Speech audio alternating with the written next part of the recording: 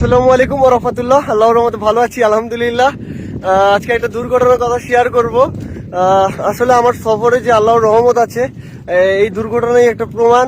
এবং এই মুহূর্তে আছি আরব সাগরে। পুরো পানি সবগুলো হচ্ছে নীল, আর এক পাশে হচ্ছে পাহাড়। তো আপনারা জানেন যে আমার কাছে দুইটা ফোন, এবং একটা ফোন 2 দিন আগে যখন পাকিস্তান ছিলাম শেষ দিন, তখন আমার ওই ফোনটা OnePlus হারিয়ে যায়। এখন আমার কাছে একটা পিক্সেল গুগল মোবাইল আছে। এই মোবাইলের মধ্যে আমার যত ভিসা থেকে ডকুমেন্ট সবকিছু আসলে আমার এই ফোনের মধ্যে। তো গতকালকে আমি খাবার খাইলাম, খাবার পর তারপরে আমি রাস্তা দিয়ে হেঁটে বাসার দিকে যাচ্ছিলাম। তখন আম্মুর সাথে কথা বললাম, এবং একটা বন্ধু কল দেয়, বন্ধুর ফোনটা ধরলাম। এই মুহূর্তেই একজন বাইকার ছিনতাইকারী আসেন, তাদের হাতে ভয়ানক কিছু ছিল, যার কারণে পরে আমার ফোনটা নিয়ে যায়। নিয়ে যাওয়ার সাথে সাথে আমি আবার চিৎকার করি। চিৎকার করার সাথে সাথে তারপরে এখানে অনেক মানুষ জমা হয়ে যায়। জমা হওয়ার পরে কেউই আসলে আমার ভাষা বুঝতেছিল না, এবং আমি ইংলিশে আলহামদুলিল্লাহ কিছুটা কথা বলতে পারি, এবং উর্দু, হিন্দি। তো ওইখানে সব মানুষ ফার্সিতে কথা বলে, তাদেরকে আমি বুঝাতে পারছিলাম না, এবং তারাও আমার কথা আসলে বুঝতেছিল না।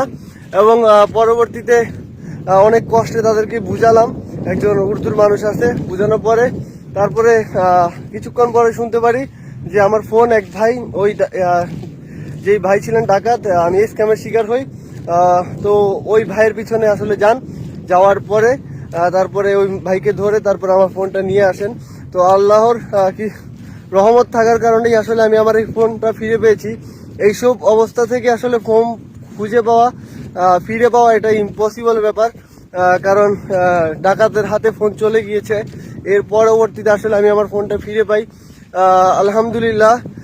আসলে আল্লাহর অশেষ রহমত, যার কারণে আসলে আমার এই সফর এত সহজ হচ্ছে আলহামদুলিল্লাহ। এই ফোন হারিয়ে গেলে আসলে আমি খুবই বিপদের মধ্যে পড়ে যেতাম, যার কারণে আমার দুইটা ফোন কিনা, ব্যাকআপ হিসাবে আরেকটা কিনা, কিন্তু ওইটা তো হারিয়ে গিয়েছে।